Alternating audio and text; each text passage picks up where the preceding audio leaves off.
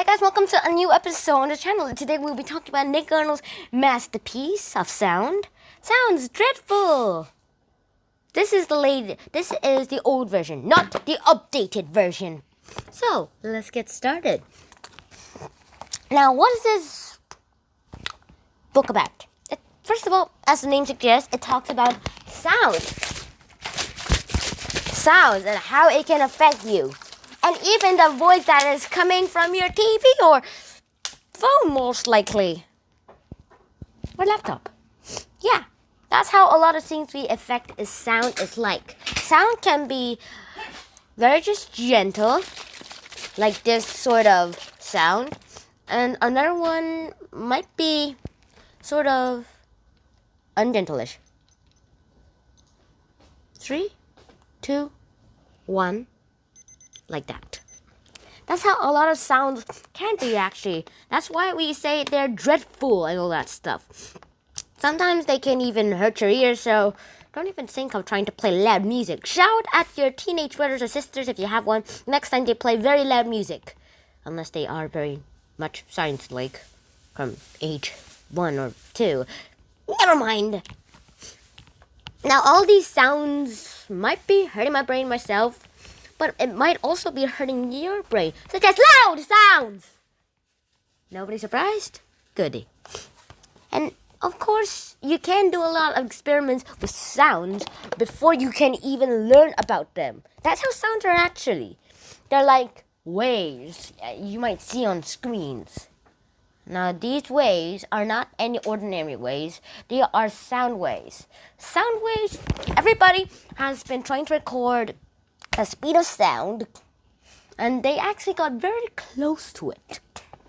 And they even broken the sound barrier, which was nicknamed by somebody who tried to break the world record by over the speed of sound, and they accidentally died while trying. Yeah, tell that to the next time this guy kind of was for the sound barrier. Okay, so that might sound a little obvious, that nobody might be able to go faster than the speed of sound to youngsters because, well, it seems so fast and too loud. But turns out you can. Nobody has ever survived after breaking the world record of going faster than the speed of sound. However, one man survived. And that man, well, was lucky. No injuries at all. No injuries. Like a pirate attack.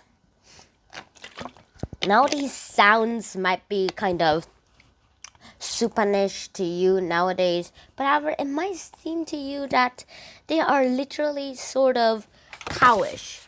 Cowish. That's how a lot of sounds are, actually, by the way. Sounds are sort of stupendous and all that stuff. But however, there is some kind of glitch in the world where sound can be broken up. Okay, there's a glitch in my camera. Somebody fixed the glitch. Okay, that's better. Did you? Goody. Alright, so all of these sounds are literally better than all. I mean, it might really do sound dreadful, and violin strings, such as that one over there, used to be made out of cat guts, dried cat guts. And as this cat would say, yikes. Yep, it'll be a yikes. Then, there was this guy named Alexander Graham Bell, who invented the telephone. But however, he had a rival who actually said that he invented it at the same time. They both got their same machines.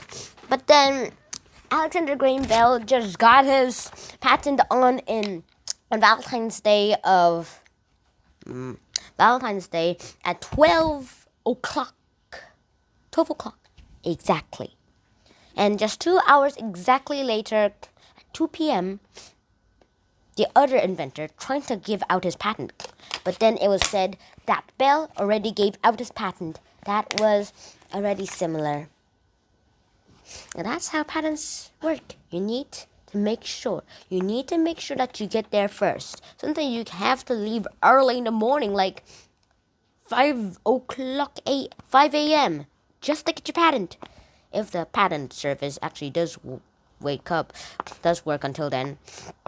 But usually it'd just be best to just camp outside, sleep, wake up at exactly 7 o'clock, and then go out and wait until the patent. If the patent office is still closed, just wake up and then wait until it is open, and then quickly go there and then put out its patent. Okay, here's my patent for telephones. And that was Belle's case? I don't actually know about it. There is a lot of things that actually happened to this sort of sounds making. A lot of sound can actually be used to smooth out your wedges into tests. A lot of people was actually proved that a lot of people actually did better well on tests after they got their classical music. There were experiments, and the theory was proven correctly. And that's what I like about series, the correct series. I want my series to be true. If there is another, as I mentioned in another episode, if there is another universe out there that has a completely new set of physics, what would it be like to live there? What would it be to live there after being conditions of our original laws of physics? It has nothing to do with sounds, but however, I'm just saying that this is one of the series I want to get correct. If Stephen Hawking's multiverse theory is correct, we have to wait. Okay, this is taking too much time. Let's just continue about sound. This sound stuff is that there is a lot we can talk about sound here. We use sound to talk right now, and we use sound to communicate. But however, the greatest thing that sound might be is to communicate. The greatest thing. We humans have the most evolved way of sounding loads and loads of things. And we even have some imaginations about what aliens might sound like. But however, I might take risks that they might sound pretty weird. And that's where I'll end this episode. Sounds are amazing. Sounds can be dreadful. Sounds can be really just annoying. See ya.